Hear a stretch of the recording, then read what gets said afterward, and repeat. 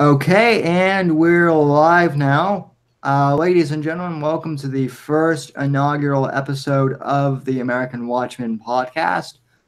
I am one of your hosts, Sam Whitfield, and I'm one of the co founders of American Watchmen. And to my left or immediate right is our my other co-founder slash co-host. Do you guys want to introduce yourself?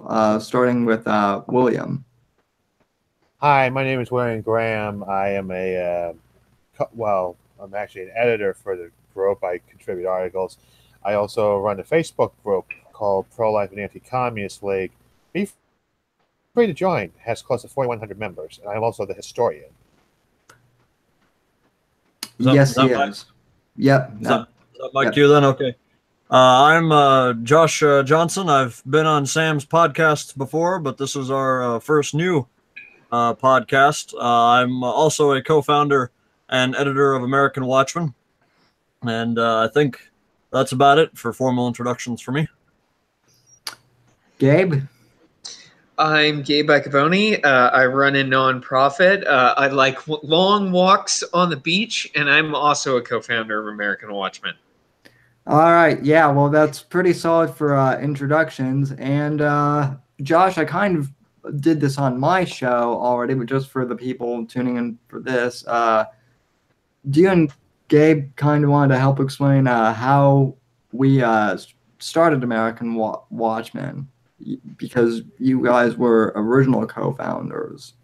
You want to take this one, Josh? Well, we staged a bloody revolution where we chopped off our former employer's head. But no, we didn't do that. No, so we originally started at Red Millennial, which is now defunct, I believe. And we were, and that was a conservative news website, news and opinion website. And around the time of the 2016 Republican primary, as it became all but apparent that Trump was going to be the nominee, all of us here, except for William, who joined us later on, were for President Trump, or then candidate Trump. We decided to back him as the party's nominee, even if he was not necessarily our first choice for everybody.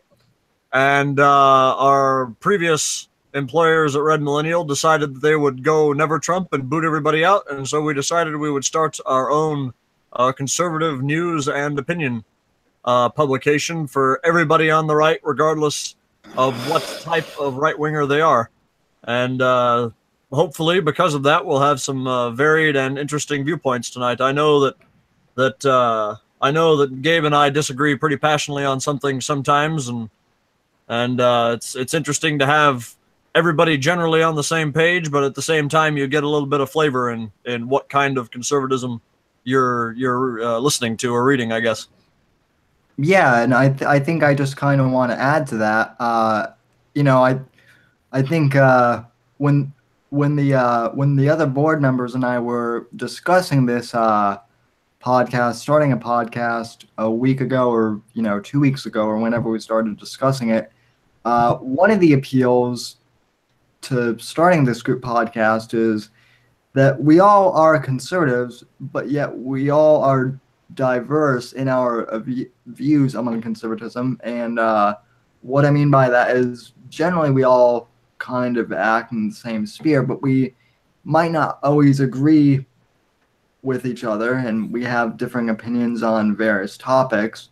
But we're always pretty civil, and instead of arguing with each other, we have pretty civil discussions. So with that in mind, we basically decided to take the conversations we have on a weekly basis, in our chat, and basically turn them into a 1 hour weekly, YouTube stream, as it were, which is what this is right now. So each week we'll have one rotating topic, which each of the co-hosts will pick one topic per week, and we'll kind of rotate among who's hosting the panel discussion. So for this week, with it being the inaugural episode, I was picked to go first. And so for this week, we're discussing immigration and how President Trump is doing just in general, regarding immigration. So, and we're going to be going into the history.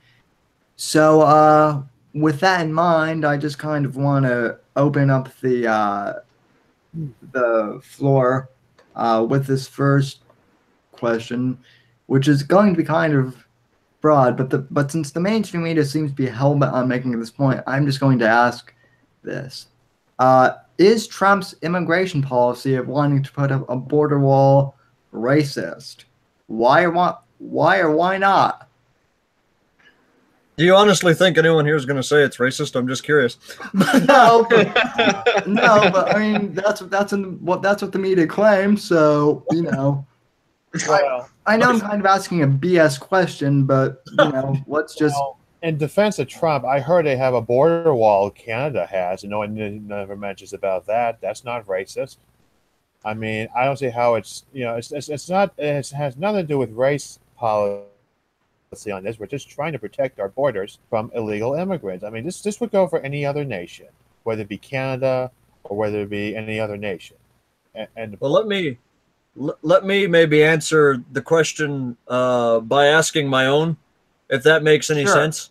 You ask, or the media asks, if Trump's decision to crack down on illegal immigration is racist, and I suppose my counter question to that would be, wouldn't the real racism be a policy that requires us to go around and considering where the majority of immigrants and migrants and the current ongoing migrant crisis are coming from, wouldn't the real act of racism be to destroy another country's economy or to physically destroy it by bombing it into smithereens, and then having the people come here as a source of cheap labor to work our crops and clean our toilets, and basically be a form of modern slavery?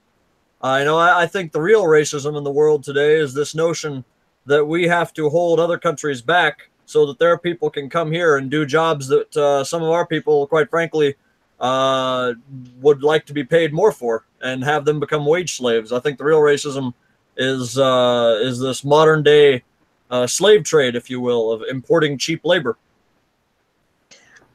Yeah, I'll say on the narrative of racism, I think it's and I know the mainstream media does this a lot.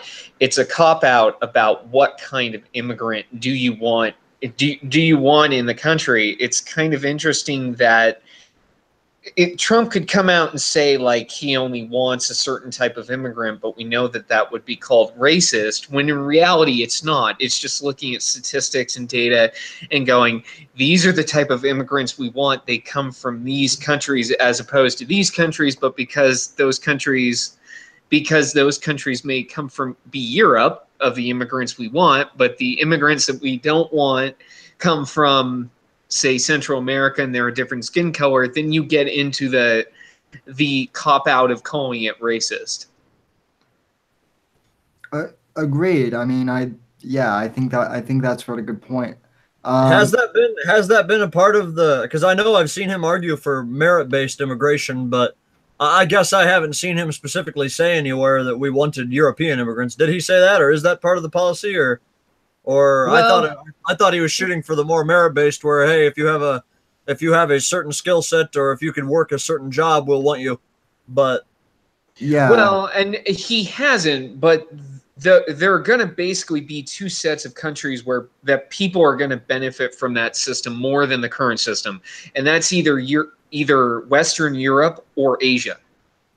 mhm. I mean, because when you think about it, people coming over here from India, they're getting over here because they're on either H-1B visas, or they're winning out because they're on a merit-based system. The same with people from, say, Western Europe. But who loses out in that system are people from countries like Central America and South America, where they don't have the same skill set to offer. That's not it. That's not racist, but some people would call it that. Mm-hmm. And because of that, I do think to a degree that's why you see Trump and the administration kind of dancing around the issue, as opposed to just coming out and saying, yeah, that we want a merit-based system, and this is the kind of people that are going to get in because of that, as opposed to the current system. Mm-hmm. and that kind of leads into a second question, and I'll direct this at you, Gabe, since you were the one who brought it up. So why do you think that the Trump administration is kind of dancing around that topic of merit-based immigration, as you said?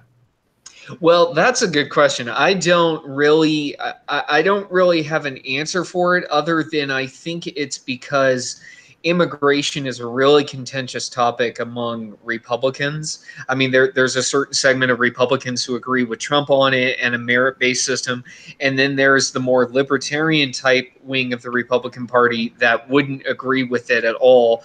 And I think as much of or as little as Trump is a political animal, in some degrees he is, and this is him kind of bowing to that reality, especially on the eve of a midterm. You don't want your party split in half, but the ironic thing is he's already kind of split his party in half by dancing around the issue.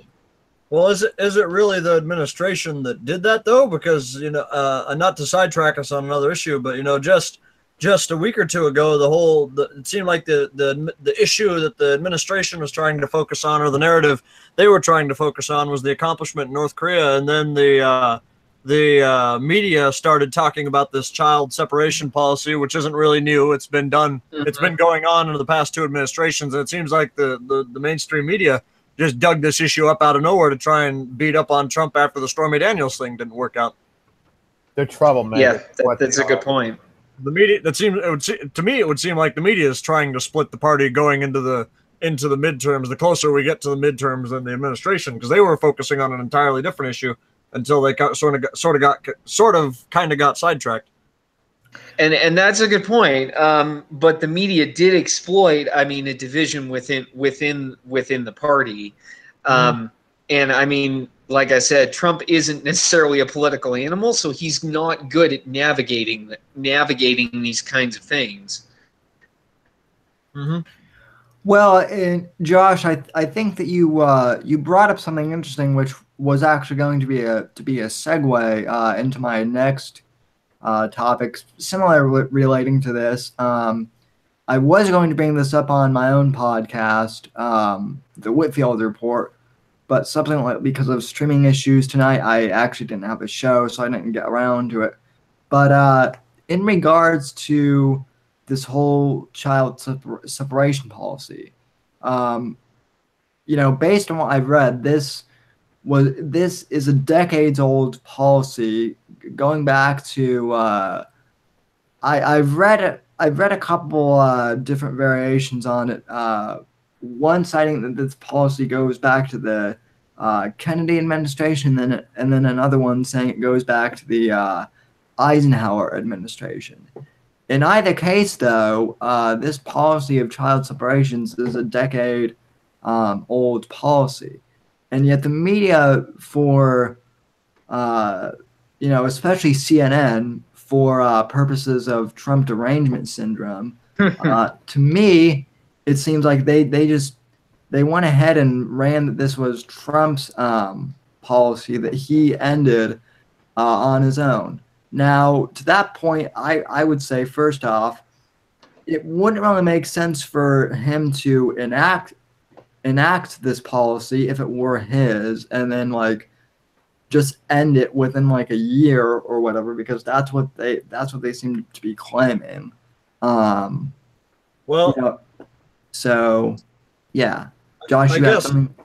As I understand it, I don't know if it goes back to Kennedy or Eisenhower. As I understood it, I thought it was something that was started under the Clinton administration. I heard that, yeah. But oh, go ahead, Josh. Sorry. No, as you were saying, Gabe. Well, do you remember and I can pull it up, or I remember. Do you remember the 1997 issue with the Clinton administration where they had the father from Central America and the kid was here? So they took the kid away from the family in America and gave it to the father and got sued. And part of the settlement was that the government made was that you can't separate women and children. So I think that's where the current policy formed under the Clinton administration. Okay. Tricky Bill. But the zero tolerance policy has been around for a long time, but it's been up to individual administrations whether they enforce it or not. Sure. And that, I think that's kind of why I had read that the overall zero tolerance policy has been around for decades. Now, Mhm. I mean, the point kind of remains whether or not it started, during the Eisenhower or the Kennedy administration, or even the Reagan or Clinton administration. The bottom line here is that this policy, in all of its different incarnations, has been around for well before I was born, and so for the media and the left to act like Well, this was Trump's creation is just simply disingenuous and not true. I think there is a reason the media, and this sort of goes back to the trying to divide the party thing. I think there's two reasons the media decided to bring this up. First is because one, you have decided to run with the narrative from day one that Trump's election was some sort of apocalyptic death blow to the republic. Then you've sort of cornered yourself into a box of having to paint everything he does as though it's some sort of Hitler-esque.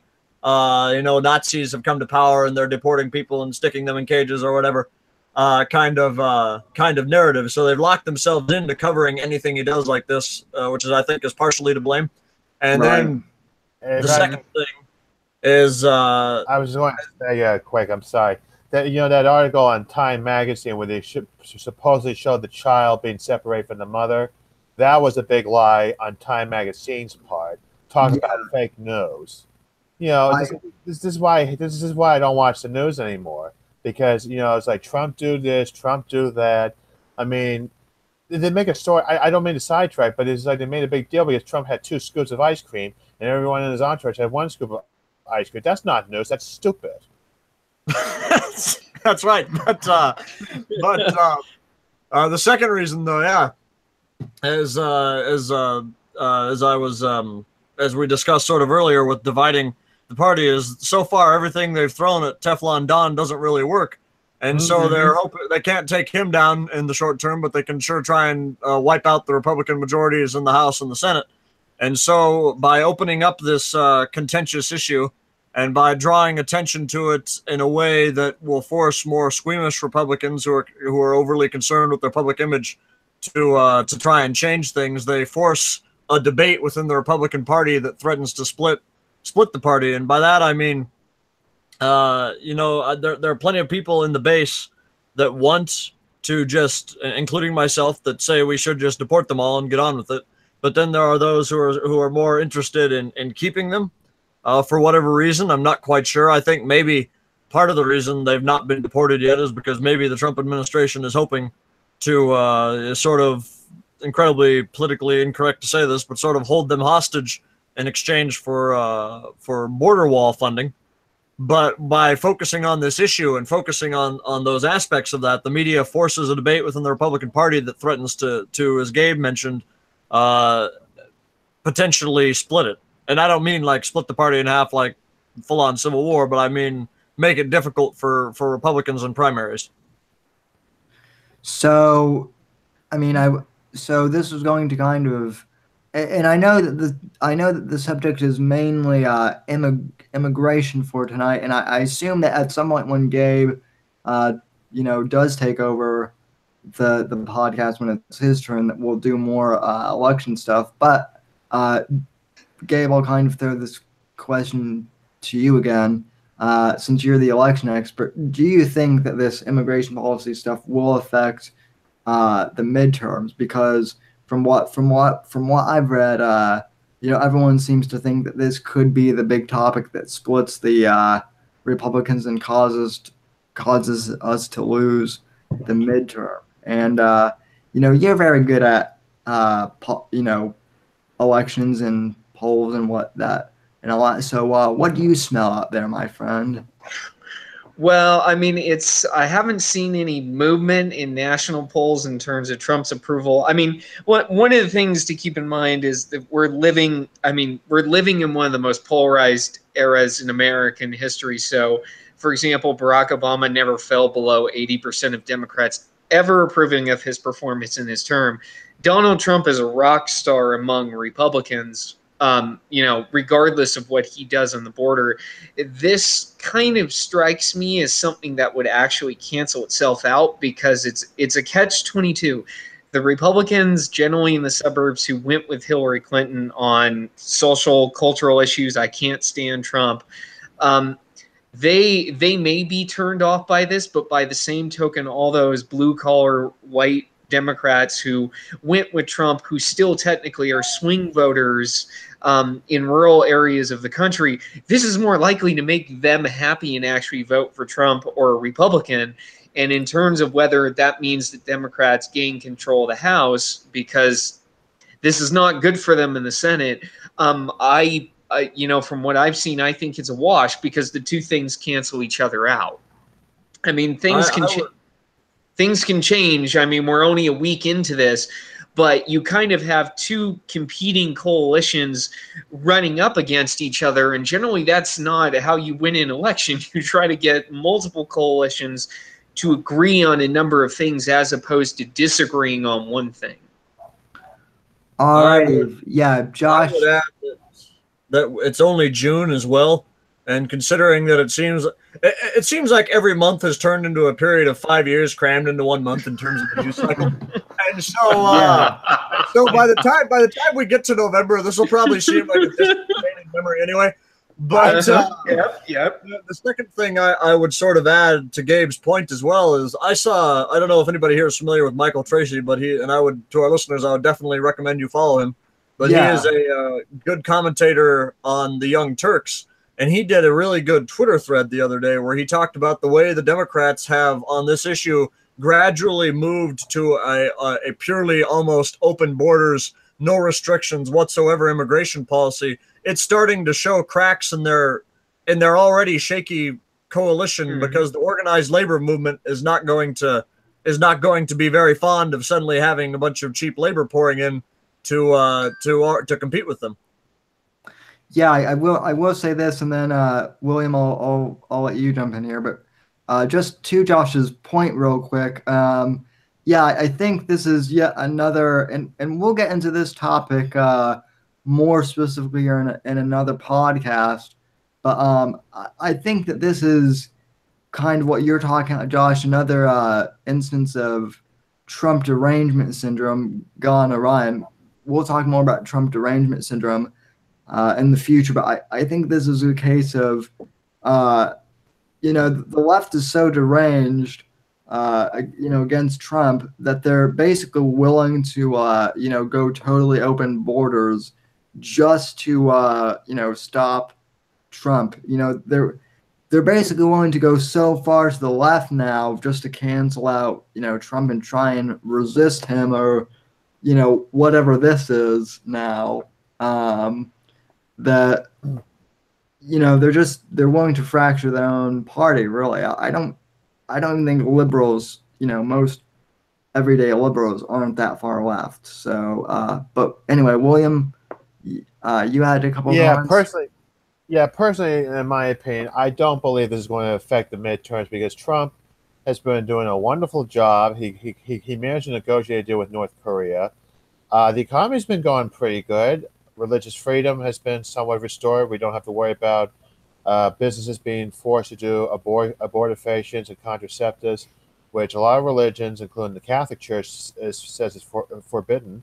Mm-hmm. And he's making things pretty good. It's just this is not going to affect the midterms at all. This is the left's attempt to try to bring down President Trump because they know he's doing well, and they're failing. They failed on these fake women during the election who claimed he did this and that. I did a thing on my Facebook disproving each one of them.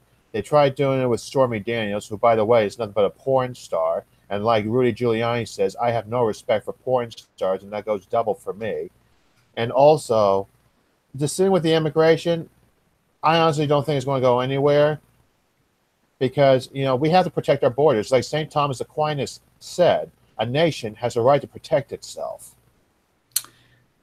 And indeed. I just I don't want to really get into a tangent thing, but I would just say on the no respect for, I don't believe, not, it's whether I believe or not doesn't really matter. It's I don't care about Stormy Daniels' story because I can't, I've followed the whole thing and I can't see anything illegal Trump might have done in that besides being maybe a jerk who cheated on his wife. But the rhetoric I've seen from some, like they can't believe them because they're porn stars, or don't respect them because they're porn stars. They are still human beings, and I think we would do well to. I mean, women just don't wake up and say I'm going to be a porn star one day. I mean, the studies and the evidence show there's a lot of emotional and psychological trauma and abuse that these women suffer through at an early age before they end up going down that path. So I guess I would just say that, William. But anyways, that's a tangent. Let's back to the. Well, no, but I think I do think Josh gets to a good point. It's not necessarily a tangent, but it does tie in. One of the things that I think a lot of people are suffering from in Trump's era is basically news overload, like that, and this ties into William's point, which is this will be a footnote in a month because we go through 5 years worth of news in a month. Yeah. As to whether it's Stormy Daniels, whether it's immigration, whether it's the tax cuts, or the North Korean deal, or 100 other things, these things just pop up and then they disappear. Yeah. I mean, and also, I mean, I suppose we are kind of shifting topics to include Trump derangement. So I guess instead of next time, we're focusing on it right now, actually, which is pretty good. But, so 2 topics for the price of 1. But, I will say this, too. In terms of, like, black unemployment, too, black unemployment is, like, at an all-time low historic of, some experts say, like, as little as 4%, others say 5%. Not to mention that he symbolically pardoned I can't remember the guy's name. Oh, Joe Jackson. Jack Johnson. Yeah, Jack Johnson, the African American boxer from the 1910s. Yeah, from the 1910s, from the golden age of boxing, and then he pardoned that other woman after meeting with Kim Kardashian. Yeah, I saw that. Yeah, I thought that was kind of ridiculous to be for a first-time offense, a life sentence. Right. But I mean, point being is, I mean, and Dennis Miller said this on his podcast this week. But I really kind of find it interesting how Trump does all this stuff to literally pardon minority individuals from minority races who have been legitimately oppressed. He pardons them, does the right thing. When, by the way, Obama had the opportunity to, pardon these individuals under his presidency. He was the first African-American president. I mean, by all accounts, he should have done that as a symbolic gesture, and yet he never did. And so Trump did, and yet, people still want to say, oh, well, he's literally Hitler. So, just the cognitive dissonance or whatever you want to call it is, I mean, I just don't get how some people can still call him literally Hitler even after this. Like, say you don't like him, say you disagree with his policy, but to say that he's literally Hitler, I think at this point is a little, he's proven that he's definitely not Hitler. So I think you raised an interesting point with regards to immigration and the black unemployment that's been going down, and how the left suddenly doesn't seem to care about, because they ranted for years about it, but then suddenly when Trump starts improving it, they suddenly complain. Bad. Pardon? Yeah, it's bad. Yeah. Yeah. But no, it goes back to what I was saying, that the modern left does not care, and this is why I get frustrated with even calling them left, because if you would go to the 1940s and you would ask FDR or any left-wing person back there to look at the Democratic Party today and the way it discusses economics and the way it treats workers, nobody would call them left-wing. They would call them what they are, which is market liberals, or they would call them pseudo-libertarians. because they have embraced a full open borders program with the intent of bringing in cheap labor, and they're not too interested in actually helping working communities, which includes the black community. Indeed. Yeah, I mean, I will say there was a brilliant piece. There was a brilliant piece in the American Conservative magazine, and it was a Rod Dreher one, and it was because of how identity politics has hijacked the Democratic Party. They no longer care about working class people like they used to. This was a member of the Swedish Communist Party wrote to Rod Dreher at the American Conservative and complained about how in his country the Socialist Party no longer gives a crap about workers' rights, because as long as a corporation is touting the identity politics line on promoting LGBT rights or on promoting helping refugees or whatever, they don't give a crap about how those companies treat their workers. They'll give them a free pass on it, and the old school left would never have done that. Yeah, Well, I mean, I will say, to back up Josh's point. Speaking of, look at the example of like California, where you have SoCal and then you have San Francisco and Sacramento, where the upscale, heavily white suburbs that we all know, San Francisco elects Nancy Pelosi. So they're pretty. They like to consider themselves far to the left. When it comes to their politics, they're pretty much, we'll protect our own, but we won't actually do anything to help anybody else. So they sort of make up these social cultural issues to make themselves feel better, like we care about refugees, we care about the border crisis, but they won't do anything to actually help the poor, or in this case, Southern California and the large Latino population actually get to the point where they're exactly like those upscale white liberal suburbs. Because as Josh says, I mean, a lot of Democrats nowadays would be considered neoliberals. They practice market liberalism in a sense that in some ways they agree with Republicans. The only really big difference is, and Josh, you sort of dragged me over to your side on this, is the only difference is on social and cultural issues. I mean, who do you value more, and what do you value more in America? But on economics, they're pretty damn close to each other. Mm-hmm.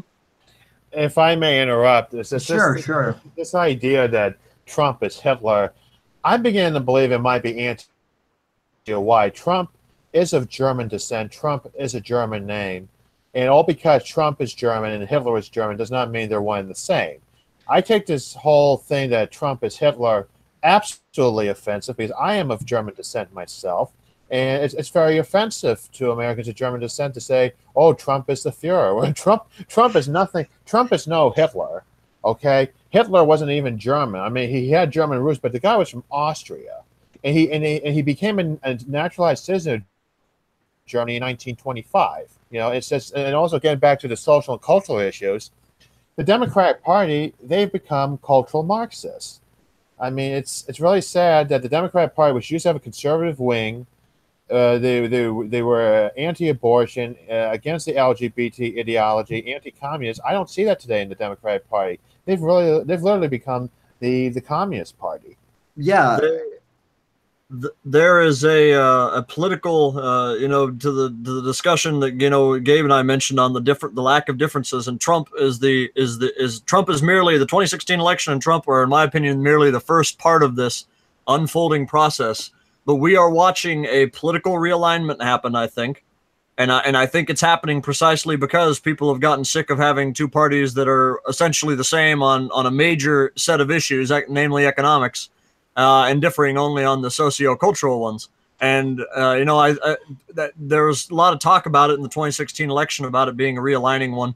And immigration is a central issue to this.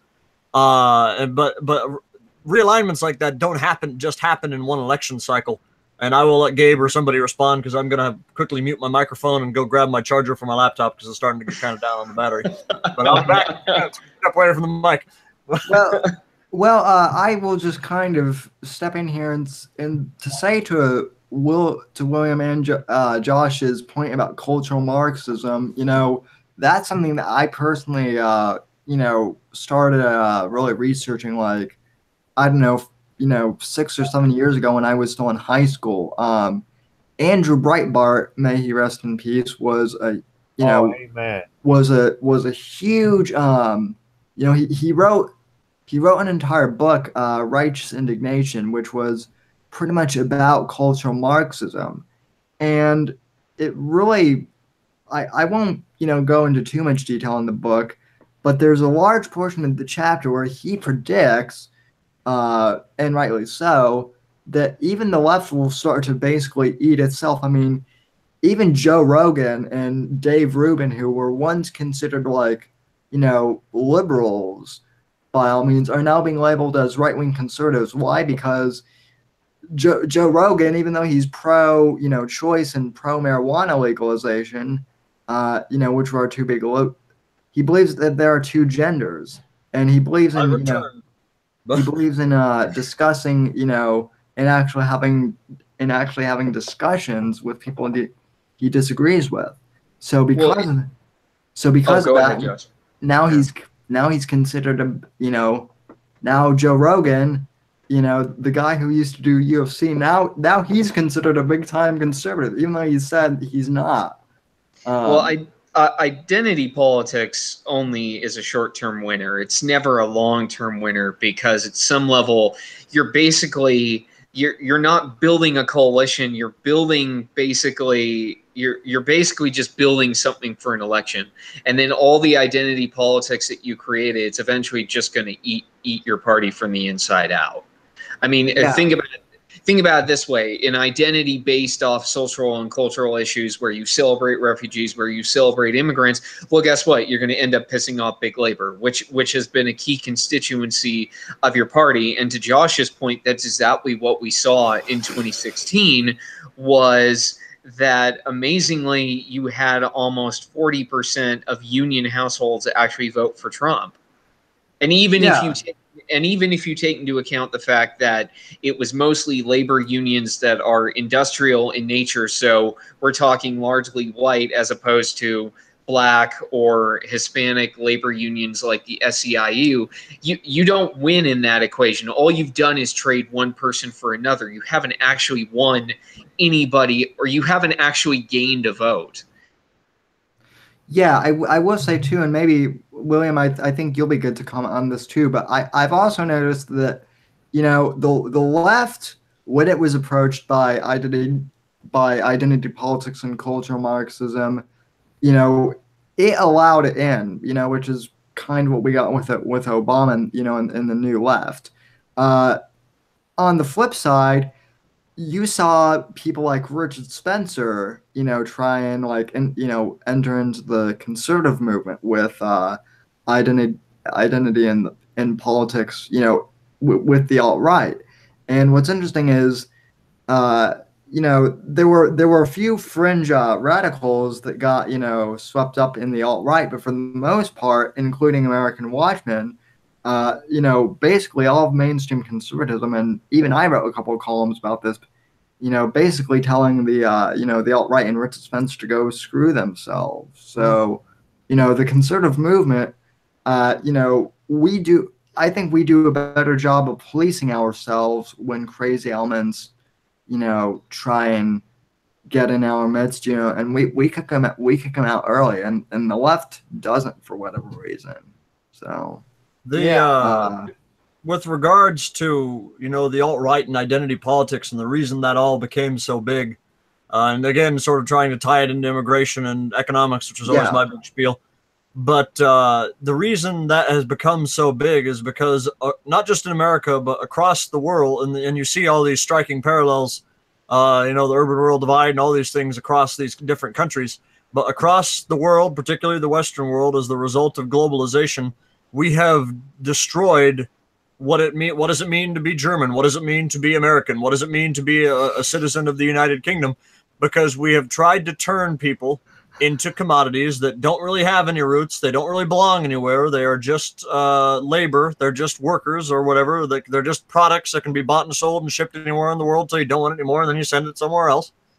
And that's just not the way it's supposed to work. We have allowed, to sort of trigger all of the baby boomers or the more old school Republicans out there. We've sort of allowed capitalism to destroy international boundaries and instead say, you know what, we're just one big free market and we're going to send workers and capital wherever we need to without any restrictions. And when you do that, you erase national identity. And so that's why you get this intense question of what does it mean to be an American, and you have some racist extremists like Spencer who say, oh, well, you got to be white, or you have the exact opposite going on with the left.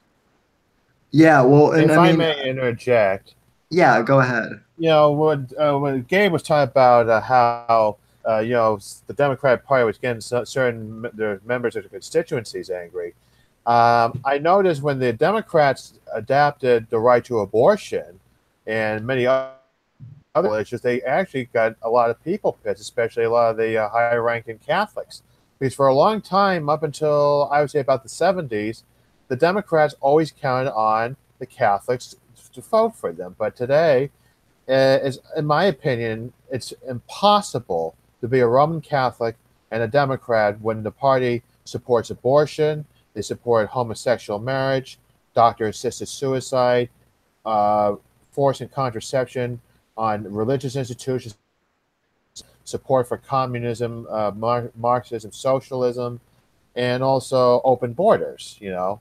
Well, it ties into the economics, though. I mean, if you think about it, if you look to to sort of quote the libertarians or the capitalists or whatever, say that if you have a worldview where the individual and the consumer is the center of society and they're always right no matter what it is, I have the right to go and buy a whole field of cocaine and drive a tank around on it, then you get to a mindset where, yeah, I'm the consumer, and if I want to use my money to buy an abortion, well, then damn it, that's my right. The problem we're seeing is that the old coalitions are all fraying and falling apart because we've put the market at the center of everything, and we put the individual at the center of everything, and said that individual is always right, the market is always right. Oh, you can't ever have any restrictions, otherwise, it's just no good. But that's historically that just doesn't work. People are more than just money. There are things that matter more, like a human baby's life, than an individual having a right. Well, I will say on the social issues of abortion. I mean, everybody has their opinion on it. I think a lot of Americans are kind of tired of debating that issue. I mean, because be honest, if you're pro-abortion, there's nothing I can say to convince you to be pro-life. If you're pro-life, there's probably nothing that can be said to convince you to terminate your baby or convince somebody to terminate somebody else's baby. So in lieu of that, I think what a lot, and Josh, this goes to your point in terms of consumerism, is the thing that a lot of the Western world and Americans are coming back to then is their identity is linked to their place. Where they grew up, where that factory that's in the middle of town. I live in Idaho, and a lot of rural communities are linked to something as simple as a school. Yeah. That is their place. That is their identity in the community. And as globalism and consumerism continues to kind of rip at the fabrics of communities, that is what people cling to. It's their place. And you can see this across ethnicities, across different racial groups. Hispanics who are here longer tend to actually vote more conservative because they identify as America being their place or their hometown being their place. So in lieu of that, a lot of that defined the 2016 election. But I think that's what a lot of Western world or a lot of Western world citizens are coming back to, is that's their link to their community. It's their place. Because go ahead, Josh. I would add, it's not just, and I guess this depends on whether you count Turkey as Western or not, because they're sort of in between. But I would note that you even see that playing out. I've been following the Turkish presidential election, and it is striking. It breaks down almost perfectly like how you see in Europe. A lot of, if in Turkey, if you are a more pious Muslim, if you are more religious, and if you live in the rural parts of the country, you are more likely to vote for President Erdogan than a member of the opposition over there. So we're seeing it across the world, really, even across religions. It's not just a Christian phenomenon. Yeah, I would say, Josh, kind of, and to Gabe, interjecting to both your points. First, to Josh's, I would say that in terms of things like, you're right, the factory or the school,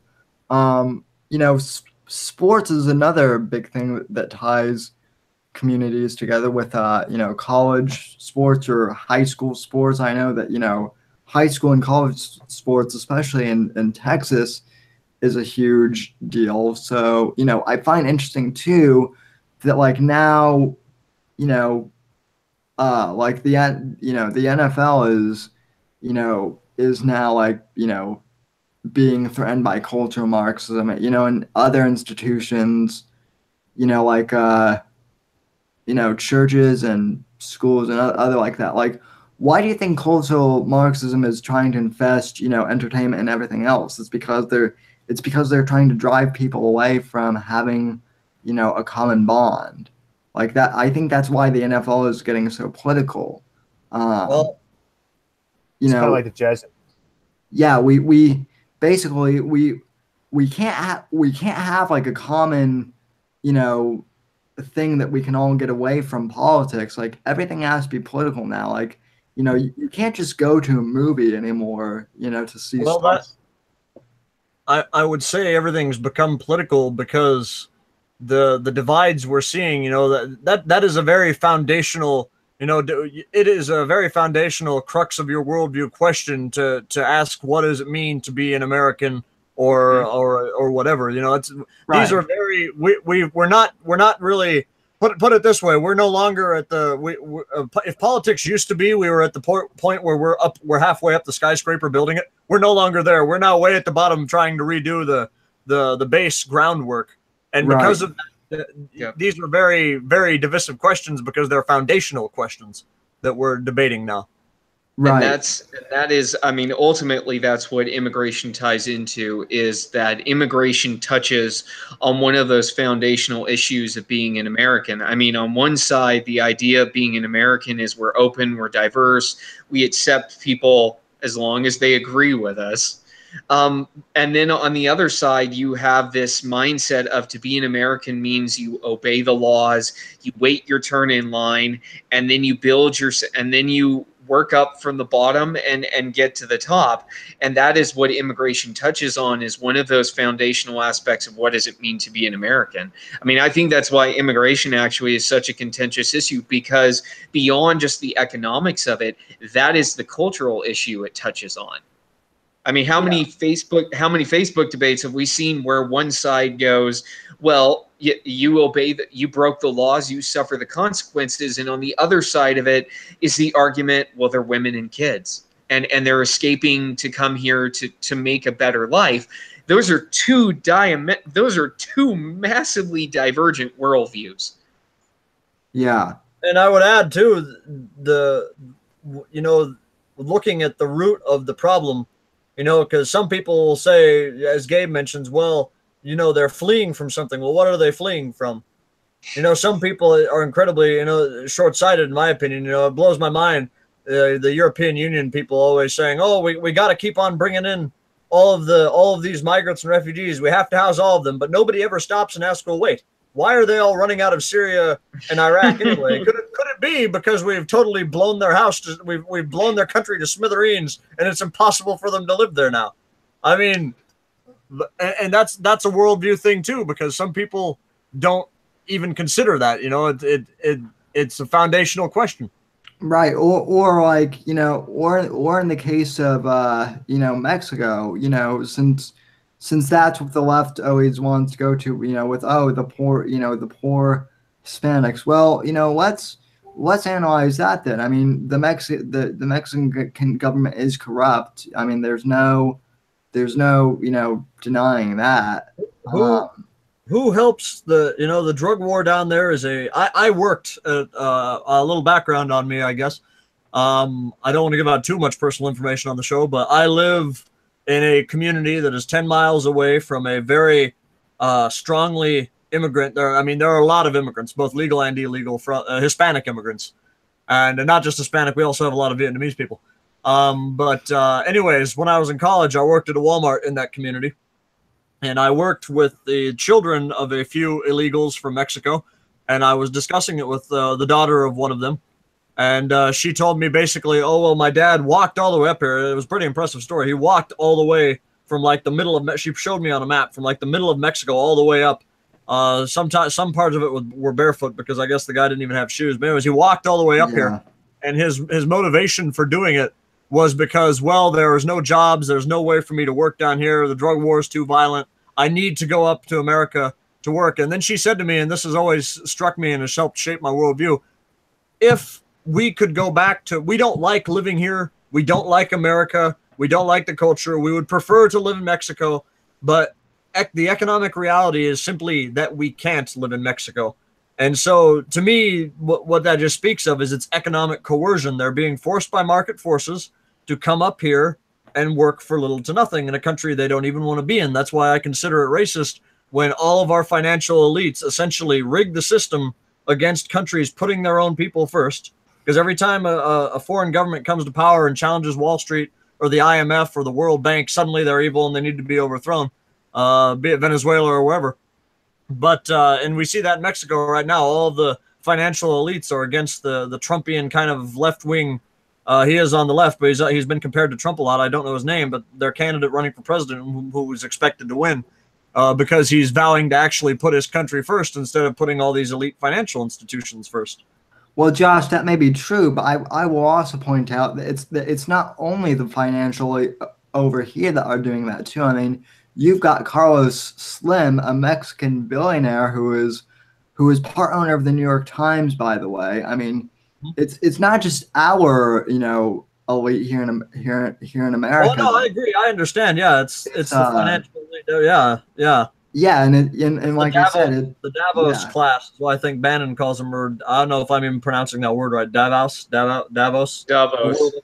Yeah. You invoked Bannon's name, so that automatically makes you like a neo-Nazi or something automatically. So, Well, and see, the thing about tying this again back to immigration is the thing is nobody on either side of the political aisle right now, nobody wants to touch that broader overarching issue that Josh just touched on, which is essentially the Davos class financial elites, because then you actually have to do something. Yeah. Well, and you actually have to challenge those with money. Yeah. Well, and then to a lot of people, once you start talking at like the Davos class, like, I'm not saying it's conspiratorial or anything like that, but a lot of people, once you get into that whole higher power type of stuff, they start to think, oh, this person is going into Alex Jones, truther territory, talking about the elite, and whatnot, which is not true at all. Give them a Capital of Capital by Karl Marx. Give them a copy of Capital, and I guarantee you, it'll say basically the same thing, but they won't call it conspiratorial then, because it's from somebody that they think agrees with them on stuff, but they actually have never studied Karl Marx, and so they have no idea what the guy actually believes. They just think it's not conspiratorial when you consider it in terms of a worldview where a group of people have grown up where they've been taught people are commodities and you pursue the dollar at all costs, and you convince yourselves that those at the bottom, well, they're getting a paycheck, they're at least able to work and afford the basic necessities, therefore things are fine. That's not conspiratorial. That is honestly reality, and that is the consequence of globalization. Yeah, and only are we seeing now the backlash against it. I mean, you can call it what Karl Marx called it, which was the worker revolt. In our own way, we're seeing a revolt against it, just in a different environment, in a different time. Well, you want to know the class struggle is real, whether the Republican economists want to admit it or not. The class struggle is real. Bannon at least gets it, but. You want to know something real ironic too is all of these big lefties who are also condemning capitalism, they're selling like $150 designer T-shirts, some of them with Che Guevara's face on them, or Mao's face. But that's the irony of all this is they're espousing communism while making I mean, some of these shirts are probably making like them tens of thousands of dollars. I Some of mean, them. you know, So I've seen Well, you this. know, it's I don't really have an old saying for it, but it's it's sort of why you have the billionaire philanthropists like Bill Gates who say, "Oh, I gave so much money to my foundation." You know, it's easy to sit there and say that you're actually helping people. It's another thing to actually go down and work at a soup kitchen or at a nonprofit like Gabe has, or I mean, they pat themselves on the back and they virtue signal and say, "Look at me! I went to Africa and took a picture with some poor kids. I've really helped solve the problem." and and that's actually real quick to the Bill Gates thing. I do want to point something out too. I was recently reading Steve Jobs's biography, and I don't I don't know if anyone knows this, but Steve did a whole bunch of philanthropy when he was, alive and running Apple. But Apple to this day still does a lot of charity work, but they never publicly announce it for that exact reason. They don't, feel the need to, announce their philanthropy as a company to the public. For that reason that you just mentioned, Josh. But anyway, continuing on. I was just going to mention quick.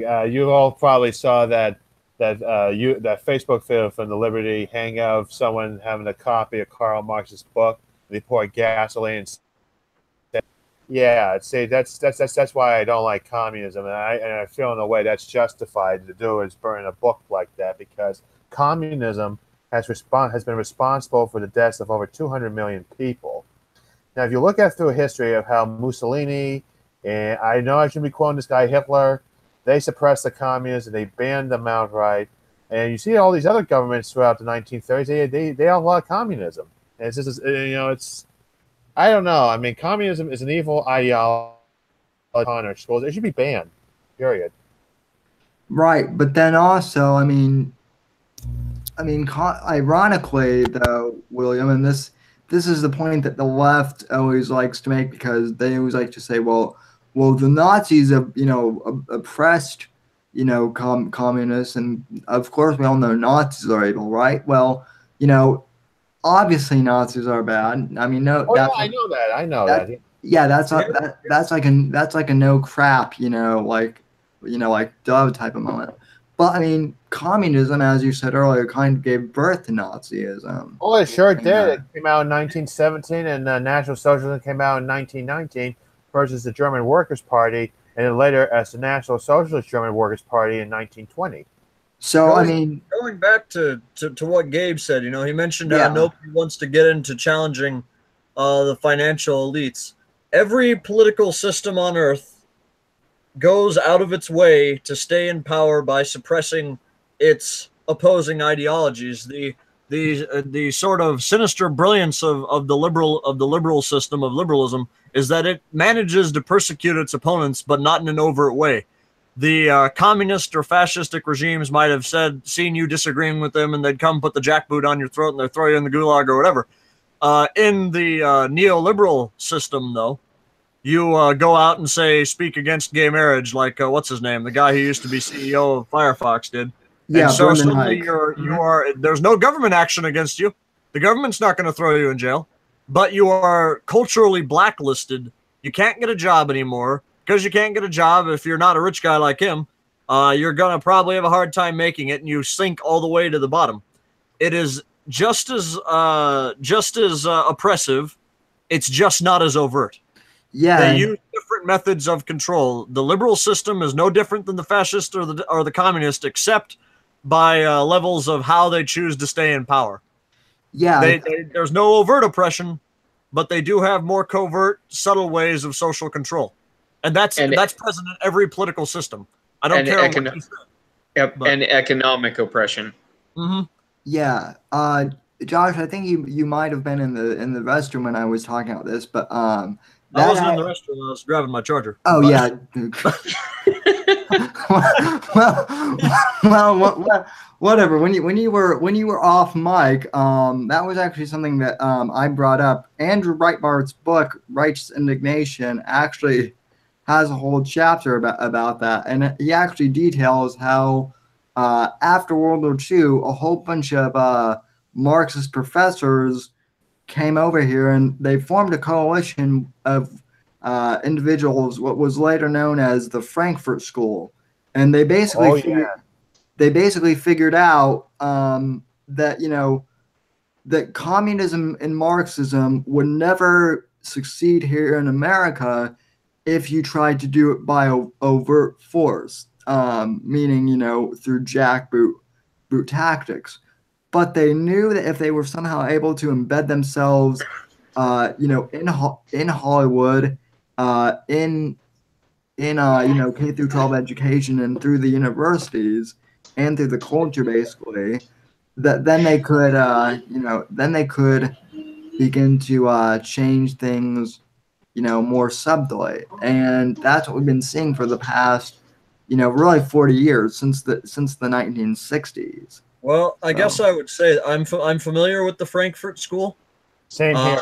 but I would Mhm. not agree with the definitions put forward there because, yeah, I mean, people throw the word Marxism around a lot. There's cultural Marxism there, but put it this way: if the Frankfurt School had actually been successful in Marxist in pumping Marxist ideas into American society, would we really be at a place where we have almost unrestrained capitalism? I mean, that's where it right, gets into the. I mean, if you look at the communists, I mean, the communists or a lot of the people on the far left agree on a stunning number of issues with the so-called far right. I mean, I remember I quoted to Gabe one night an article saying that the author of this piece on Steve Bannon said it wouldn't be too out of character to see Bannon and Bernie Sanders campaigning with each other because of how many things they share in common. But I mean, I'm familiar with the Frankfurt School. I don't know what I would call what they injected into the cultural aspect, the so-called cultural Marxism. I don't know what I would call that. The cultural degeneracy, I guess I would call it, or the cultural libertarianism, but whatever. Yeah. Political I, correctness. That's what it is. Political correctness. They were the ones that were responsible for political correctness at Frankfurt School. yeah. I'll Josh, and to anyone else who is interested, I'll send you a link to the book on to Breitbart's book on Amazon. I mean, it's been like 6 years since I've read it, so I'll I send. I, I did think Gabe was going to say something. I just wanted to give him a shot to get in there. Yeah. well, I was just going to say, I think one of the things that people not understanding how to use a term is communism, Marxism, fascism, Nazism, whatever you want to call it. The one thing that ties all those themes to those forms of governments together is they all practice a form of nationalism in their own way. And for on the issue of immigration and Trump in particular is Trump's the first American president in a really long time to actually come out and say that he's purely nationalist. I mean, America First is in its own way saying is in its own way averting American nationalism is going to be established again. And for people, I would say most Americans in general have no idea what the hell they're talking about when they say Marxism, fascism, communism, because they use the terms interchangeably without understanding what the differences are between them. So Trump can be a Marxist, he can be a fascist, he can be a communist, Right. or Bernie Sanders can be a communist, he can be a socialist. And they're not even close to any of those terms. The one thing they all are nationalists in their own way. And Bannon, in his own way, is a nationalist. And some of the far right and alt-right groups are nationalists in their own way. But that should not be confused with communism, or Marxism, and fascism. Mm-hmm. Yeah. No, and I think that's a good point. Any other topics that you guys want to raise up regarding immigration, or I think we kind of left the purely immigration thing a long time ago. well, No, Josh, no. right? No. Well, I wonder how the bishops are going to react now that Trump signed the executive order not to separate families, because I was absolutely offended when the Bishop of Tucson, Arizona suggested no communion for Catholic Border Patrol agents, but yet he will allow Catholic politicians that support abortion, homosexual marriage, euthanasia, and possibly communism to receive communion. That is so hypocritical and more like a politician than a vicar of Christ. I'll say this, because Steve Bannon is a Catholic and he has not been afraid to take them on this. The reason, first off, Catholic teaching, nowhere in Catholic teaching does it say that you have to have open borders and accept everybody. Exactly. But the U.S. Bishops' Council, and you see that in Poland, for example, the Polish Bishops' Council has no problem with what the Polish government is doing, but which is not allowing the open borders, massive influx of migrants. But the U.S. Bishops' Council, as Steve Bannon pointed out, has an almost economic incentive to try and allow, because they want to fill the pews up, but also because, and I forget the amount of money, but I think maybe it was somewhere in the realm of $80 million a year. The U.S. bishops are receiving somewhere in the realm of $80 million a year to help resettle a lot of these immigrant families and refugees that come into the country through Catholic charities. So they have an economic reason for wanting to do it, and I think, as a Catholic myself, I think it's shameful. I think that I think that every Catholic should call out that kind of corruption in the church when they see it. You know, whether it be on the child abuse scandal or whether it be the bishops choosing to flagrantly ignore long established church teachings in order to make a quick buck off of getting more immigrants into the country. And Steve Bannon, God bless him, had the balls as a practicing Catholic to actually come out and say that, because the catechism of the Catholic Church and the teachings of the church are what are unchanging and what matter, not what the bishop says. If the bishop is going against established church teaching, then guess what? What that bishop says means nothing, because church teaching is what matters. St. Thomas Aquinas even said no open borders either. And when they say open borders, like the Bishop of Tucson says, he's violating what St. Thomas Aquinas said. I go with what St. Thomas Aquinas said before I go with some heretical bishop says. So I will back up. Dave. Oh, well, I was just going to add to Josh's point. I was reading an article the other day that said, do you guys know who Joel Osteen is, right? Yes. Yeah. A very well-known evangelical preacher. His church is the most diverse in the country, but he also, his net worth is in 9 figures. So he has an economic incentive to, and many evangelical groups have an economic incentive to do exactly what Josh has talked about in terms of promoting open borders, open policies, because they make a buck off it. It fills the pews, and there are also charities that they can make money off of. Yeah. Well, to Josh and SK, William, I have to ask, as a non-denominational Christian, this is going to be hugely open-ended, but what's the deal with the Pope? He seems a little, I mean, I know that's kind of like a super loaded question, but just give me kind of the Cliff Notes version. Is he is he a communist? Is he a leftist? Or well, here, that you cannot define the church in terms of left and right, because within left and right, there's a little bit of truth in both. Right. Only, as I would say, as the Catholics would say, you only find the fullness of that truth in the Catholic Church. So put it this way, Pope Francis, I agree with him fully when he bashes on capitalism, and I think that it should make Christians, particularly American Christians, maybe re-examining, am I worshiping God or am I worshiping money in the market, when they disagree with him on that. But at the same time, the church may be quote unquote left-wing on that position. And historically, our Rerum Novarum, I forget the name of the Pope who wrote that encyclical, but it condemned Pope Leo XIII condemned capitalism in that. And so we may be left on that. But on other issues, such as, homosexuality or on abortion, we are quote unquote right. So we would just say that we have the fullness of truth. And Pope Francis maybe makes people uncomfortable sometimes, but that is what the church is supposed to do. We are supposed to make people uncomfortable. Jesus made people uncomfortable. So I understand that, but I guess what I'm saying is that this Pope seems to be very unpopish compared to John Paul II, or he's definitely of a different style. I personally, I liked Benedict was called the sartorial pope because he brought in all these Yeah. old garments that hadn't been used for a long time by the office. And I thought it was cool, but at the same time, I can also see why Pope Francis takes a more aesthetic image because of the times we're living in with huge gaping inequality. I can see why he chooses to be a little bit more humble and why he chooses to wear a simple iron cross as opposed to a gold, or I don't even know if it's iron or what it's made out of, but it's not gold, like the older ones had been. Well, But I can see why there's that change in that's just he's definitely of a different style. well, I'm not even. He's a lot more humble.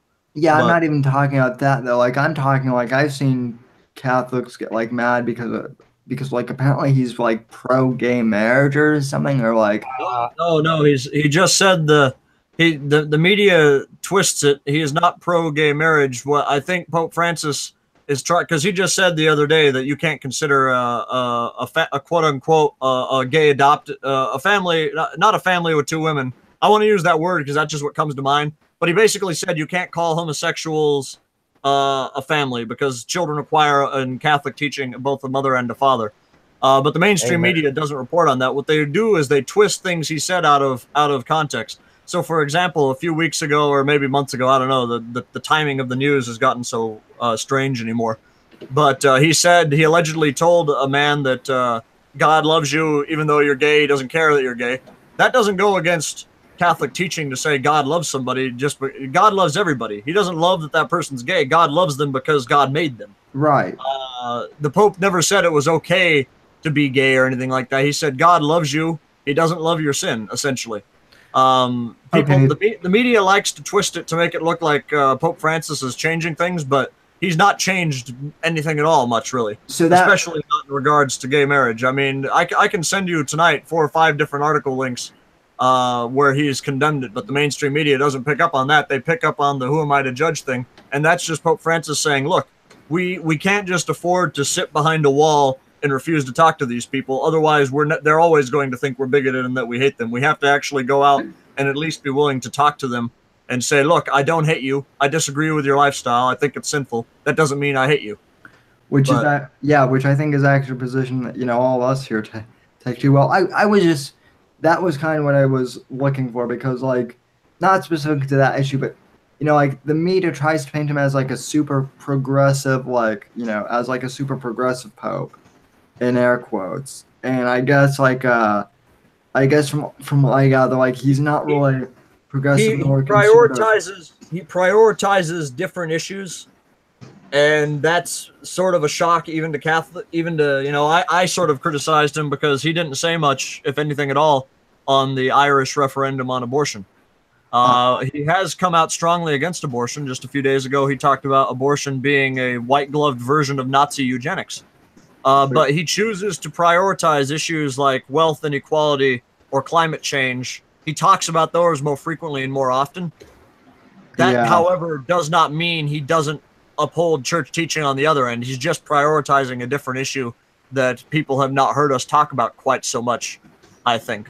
Okay, well, thanks for that little brief detour into Catholicism for dummies. So, me being the dummy, of course. Oh, you're not a dummy. When it comes to Catholicism, I kind of. But here's the general rule of thumb, Sam.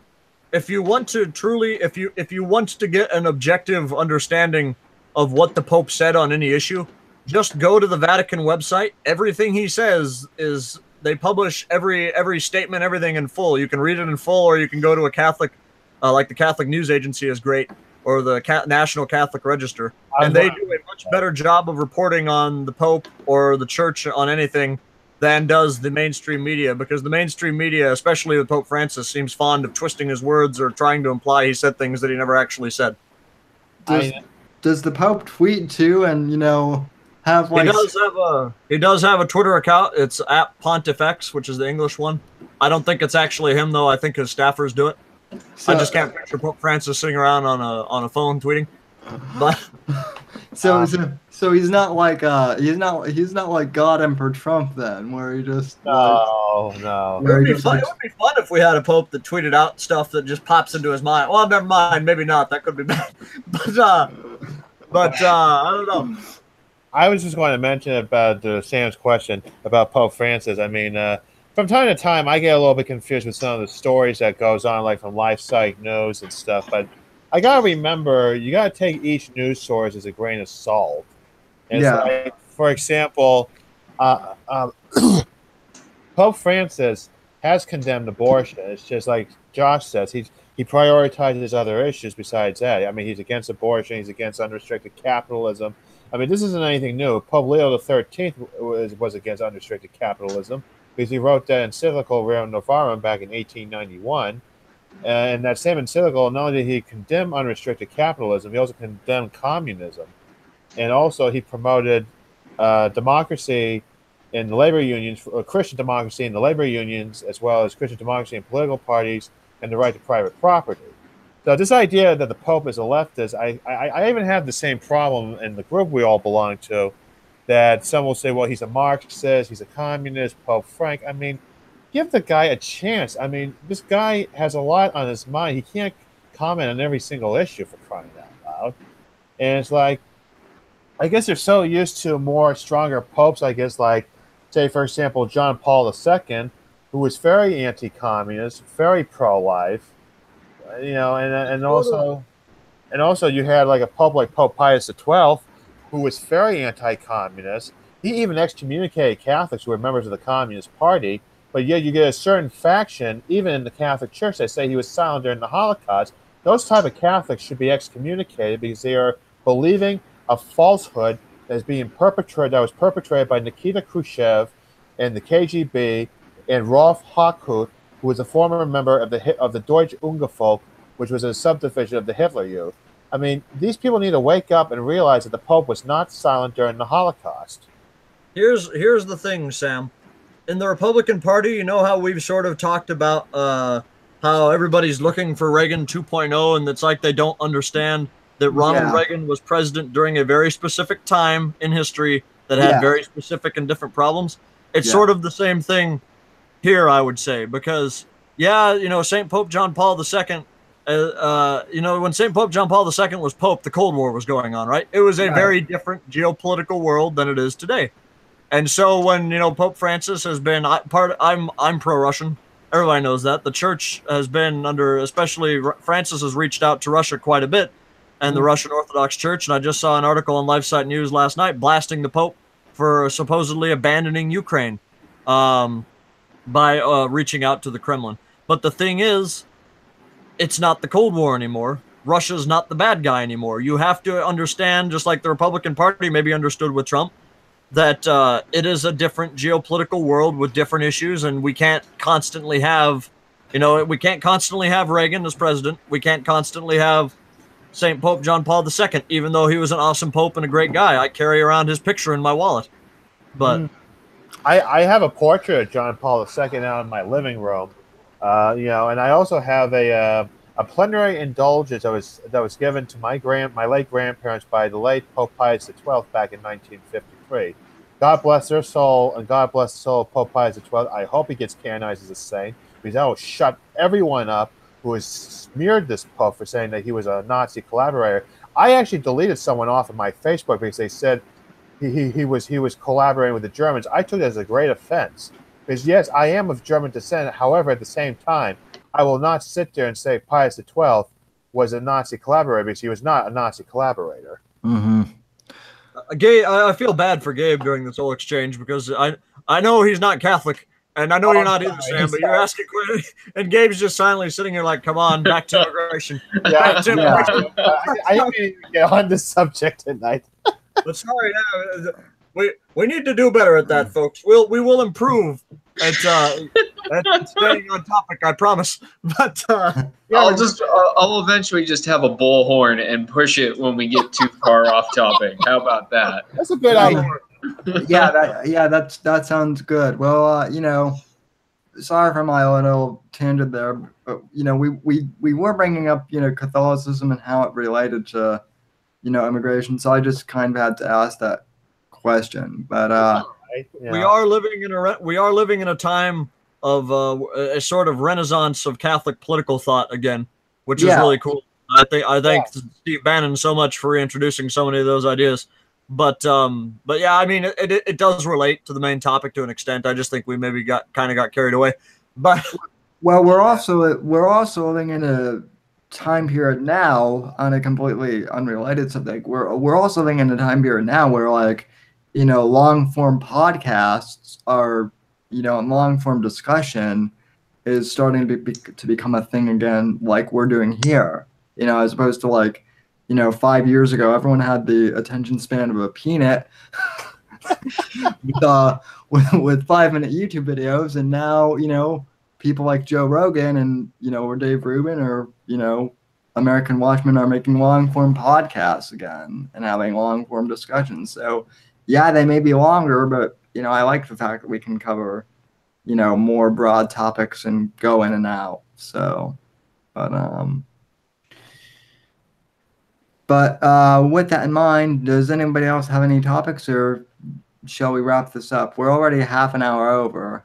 Well, yeah, I think maybe I think if I have any closing statement to say, I would just encourage people to check out our website. We do have some written content on there. We're going to probably upload the podcast on there. Plus, it'll be available on YouTube, to my understanding. Follow us on Facebook, American Watchman. On Twitter, it's at @A_Watchman, and then you can follow me on Twitter at RussianBotJJ. Yeah. Wait, Josh, your Twitter handle is seriously RussianBotJJ or RussianBotJJ? It's RussianBotJJ. You can look it up. I follow you. I must have never found that in my feed. I just changed it the other day. Here, I will. Oh well, okay. I'll link it to you, Gabe, after we get off the podcast. And if I could add one last thing for anyone out there who is pro-life and anti-communist, be free to join my Facebook group, Pro-Life and Anti-Communist League, because we have a lot of discussions, history lessons from the past, current news events, historical figures. Be free to join. We got almost 4,100 members. Great group, and all three of these guys here are basically administrators, and I'm the administrator and founder of the group, founded 1 year ago, January 24th. Yeah, and just taking care of some general housekeeping stuff. As Josh mentioned, you can go check out our website, AmericanWatchmen.org, where we have columns and editorials and written content over there. We will have this linked to iTunes, and whatnot, and basically to Anchor and to all those other podcasting platforms. Basically, wherever you get your podcast from, you'll be able to download the audio version. As far as the YouTube video version goes, you will be able to watch on the YouTube channel, which if you're watching this, you're already on the channel. So please subscribe and give us a like if you would. Also, we will be doing this live at 9 p.m. Eastern time. So in the future, please subscribe for notifications, and you can also, join us and leave a comment in the live chat box. I'm not sure really if we'll read the comments every week. Maybe at the end of each show, maybe at the last 10 minutes, we'll have we'll scroll through the live comments and kind of look things over, similar to what I do on my own show. But for right now, we'll have iTunes for sure, and we'll continue doing YouTube, and we'll improve on the format, as time goes on. But for our first episode, I think this goes pretty well. And last but not least, well, I'll Gabe promote his stuff, but you can find me on Twitter at SamW_NDC, and you can also subscribe to my podcast on iTunes and YouTube by searching The Whitfield Report, which airs right before this one on Saturday nights at 8 p.m. So without further ado, I'll let the great Gabe Icaboni close us out. So. Oh, I get to close us out? Yes, because you're the best one here. So You're the best of us. I'm It's because you've been quiet the kind of last 20ish minutes. Being that's why. Well, I can't really speak for much Catholic political thought. Some of my family is Catholic, but not me. So, well, I'm not quite sure how to close this out other than you can check out my stuff at American Watchman. I also run my own blog, Red Voter at WordPress. And Sam, I think since you moderated, you should close us out. Maybe you have a quippy ending thought. Do you not have a Twitter anymore that you use? I do, but I'm afraid to say I don't remember it off the top of my head. Okay. I actually need to follow you again, Gabe. I think the reason you don't have me is because I had deleted my old Twitter account. Because the problem was I created that when I was in high school. And pro tip for all of our listeners out there who are planning on joining Twitter already on there. When I was in high school, I followed back everybody who followed me, plus all the people I wanted to follow. So I had wound up following like 3,000 people and could no longer see anything I cared about in my Twitter feed, and it would take too damn long to go through and clean everybody out. So I just deleted it and started from scratch. I got a few months ago. I got a new phone, and so my Twitter was linked to my old phone, and I just forgot to link up my Twitter to my new phone until very, very recently. Wow, I've had the same Twitter account since 2011, and like Josh, I have the same problem of I follow more people than I follow, but I'm afraid if I start I have some pretty high verified users following me, like Steven Crowder and whatnot. So I'm afraid if I delete this, I'll never get those high profile Twitter followers to follow me again on anew. So mine, it has been the same since 2011, and I'm keeping that way until they eventually ban me for being conservative, because they're banning everyone on Twitter for being conservative. So I might as well ride this out for as long as I can. So, but anyway, well, folks, that just about does it. Like I said, go to AmericanWatchmen.org, and you'll basically be able to find all the links to this podcast and check out our other stuff. And from all of us here at American Watchmen, good night, God bless, and God save this great nation.